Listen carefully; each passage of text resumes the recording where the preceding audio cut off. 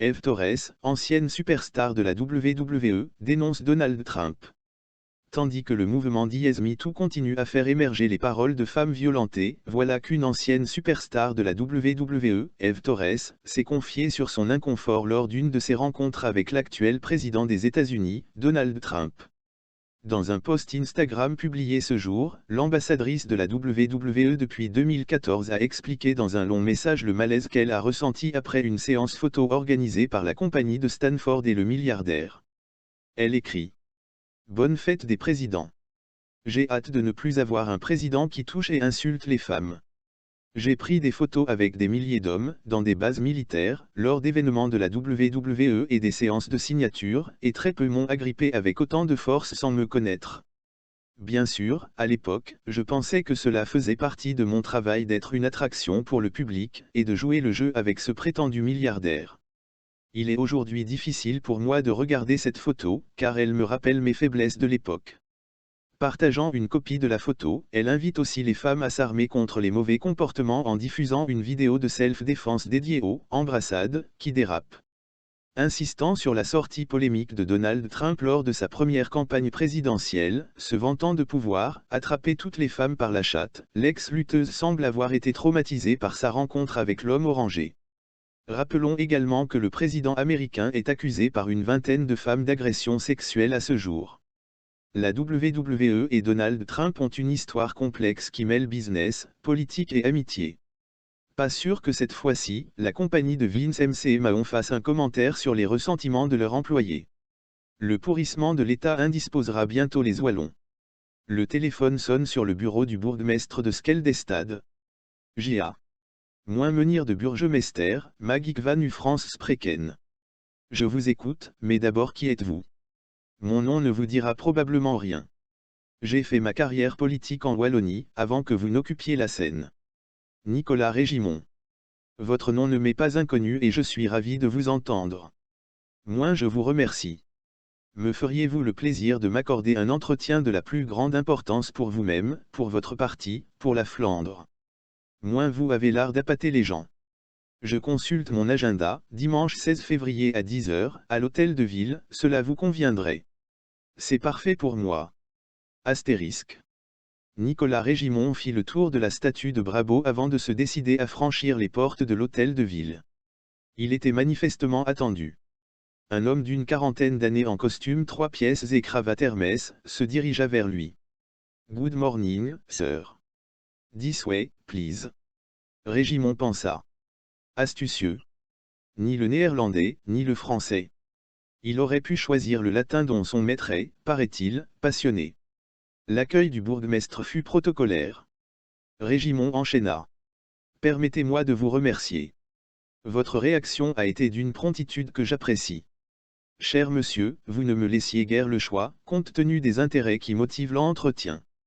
Voilà, monsieur le bourgmestre, une introduction qui nous plonge au cœur du sujet. Je vais donc me lancer. Ils étaient installés dans le salon intégré au cabinet majoral. Le maître des lieux avait opté pour une tenue décontractée, pantalon de velours, chemise blanche ouverte sur un pull en cachemire. Régimon avait opté pour un blasé bleu et un pantalon gris. Il avait préféré à la cravate, le foulard noué dans le cou.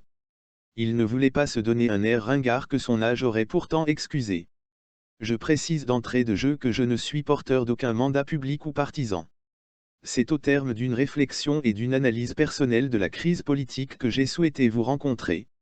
Oui, et vous avez ajouté que j'y trouverais intérêt, moi, mon parti et la Flandre. Je suis dès lors tout oui. Je vais prendre le problème par un biais inhabituel pour un francophone. Vous êtes leader d'un parti séparatiste, qui a sur sa droite un parti plus séparatiste, encore. Oui, et vous n'ignorez pas que les sondages récents promettent une majorité en Flandre aux options séparatistes. Je dis les options parce que ce choix n'est pas indifférent à des mandataires d'autres partis de droite ou du centre. De votre côté, vous observez que les Wallons et les partis qui les représentent ne veulent ni du confédéralisme, ni a fortiori du séparatisme. Non seulement le confédéralisme les priverait des transferts que la Flandre accepte, en maugréant, au nom de la solidarité, et les plus avertis voient bien que les moyens nouveaux que la suppression des transferts donnerait à la Flandre, se traduiraient en attraits fiscaux. Pour les investissements, de subventions pour les centres de recherche, l'enseignement ou les soins de santé. Quant au séparatisme, la Wallonie n'a tout simplement pas les moyens de son indépendance. La crise que nous vivons dégage l'odeur forte du pourrissement de l'État. Le bourgmestre avait, se disant, rapproché de sa main le bloc-notes qu'il avait préparé. Rassurez-vous, reprit Régimon, je ne serais pas venu vous voir, si je prédisais le moindre avenir au statu quo qu'à juste titre vous appelez le pourrissement de l'État. Je viens vous ouvrir les perspectives d'un jeu gagnant-gagnant. Le bourgmestre ostensiblement se saisit de son bloc et ouvrit son stylo. Moins votre indépendance ne peut se permettre de rester, comme ne Catalogne ou en Écosse, à la merci de l'autorité européenne, serait elle-même appuyée sur une consultation populaire largement majoritaire. Il faut créer une dynamique interne au pays qui aille dans le sens que vous souhaitez. L'indépendance de la Flandre nécessite le consensus des Wallons et des Bruxellois. Sans doute, mais le moyen d'y parvenir. Il faut, dès à présent, proposer un dernier gouvernement d'union nationale dont le programme essentiel consistera à préparer l'inévitable au terme d'une législature qui durera encore 4 ans. Et l'inévitable, c'est un / l'indépendance de la Flandre qui succède à l'État belge dans sa représentation européenne et internationale. 2 / la négociation menée par le gouvernement wallon avec la France pour définir les termes d'une association intégration. 3 / la négociation avec les autorités bruxelloises pour chercher avec elles et l'Union européenne le statut à donner à ces 19 communes qui sont le cœur de l'Europe. 4 / le choix à offrir à la communauté germanophone de rester en Wallonie, région de France, ou de négocier son rattachement au Luxembourg ou aux Landes de Rhénanie-Westphalie. Et vous croyez que 4 ans suffiront pour gravir la montagne d'obstacles? Monsieur le bourgmestre, depuis combien de temps n'a-t-on plus proposé à nos concitoyens un projet qui situe l'objectif au-delà des taux d'imposition, du numerus clausus des médecins, des faiblesses de la Société nationale des chemins de fer belges, du survol de Bruxelles ou des malversations financières dans des intercommunales?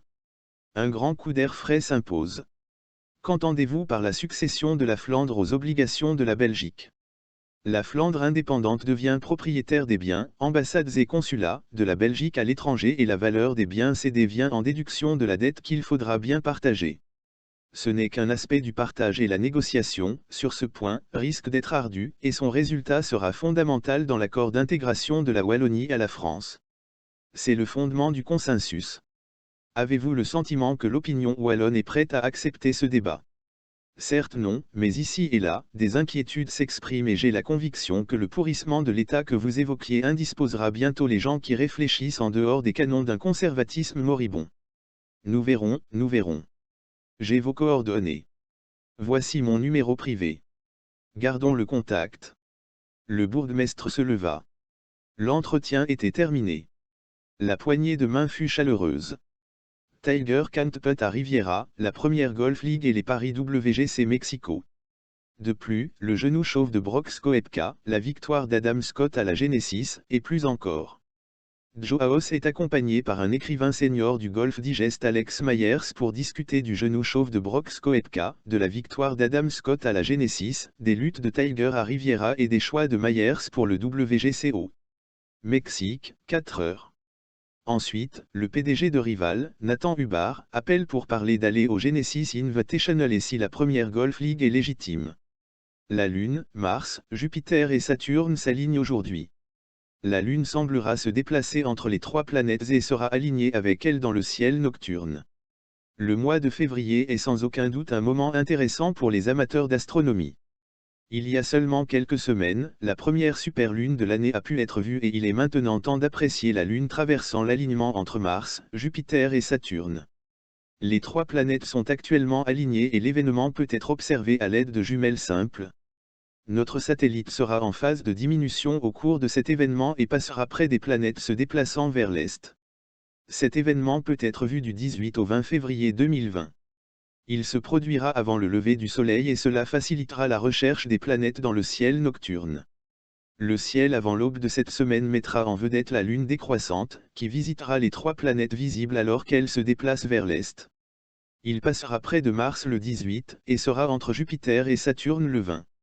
Sortez la caméra.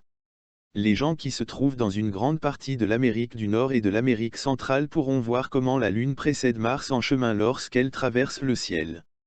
Si vous n'avez pas l'occasion de l'observer, ici nous vous laissons un lien pour pouvoir voir une simulation interactive de ce phénomène de l'univers. Les paramètres dans le coin supérieur droit vous permettent de sélectionner le point géographique de l'observateur afin de représenter le ciel que vous verriez si vous leviez les yeux la nuit. Ou il peut également être utilisé pour sélectionner un autre endroit sur le globe et apprécier un ciel différent. Champ nazi au restaurant Le Quai, à Liège, ouverture d'une information pénale à l'encontre du patron. Une information pénale a été ouverte par le parquet de Liège à l'encontre du nouveau patron du Café Le Quai, un restaurant liégeois réputé pour ses fameux boulets, après que celui-ci eut diffusé dimanche dans son établissement, durant le service de midi, des chants nazis et mimé un salut hitlérien. L'information, révélée mardi par le journal L'Avenir sur son site internet, a été confirmée par le parquet de Liège. Concrètement, le parquet a ouvert cette information judiciaire sur la base de la loi du 30 juillet 1981 contre la diffusion d'idées racistes et xénophobes et l'incitation à la haine ou à la violence. L'enquête a été confiée à la zone de police de Liège. Le patron de l'établissement risque une condamnation d'1 mois à 1 an d'emprisonnement, ainsi qu'une amende. Il est toutefois probable que ce cas sera réglé par une proposition de transaction financière, précise le parquet. Du côté de la ville de Liège, on explique que le bourgmestre Willy Demeyer a été averti des faits via les réseaux sociaux. Il s'est renseigné auprès du directeur général de la ville afin d'identifier la position juridique que pouvait adopter l'autorité communale face à cette situation. Le Café Le Quai étant l'un des symboles de la cité ardente, le bourgmestre regrette que le patron minimise les faits qui lui sont reprochés. Par ailleurs, UNIA, le Centre interfédéral pour l'égalité des chances, déclarait mardi après-midi avoir déjà reçu un signalement concernant ces faits.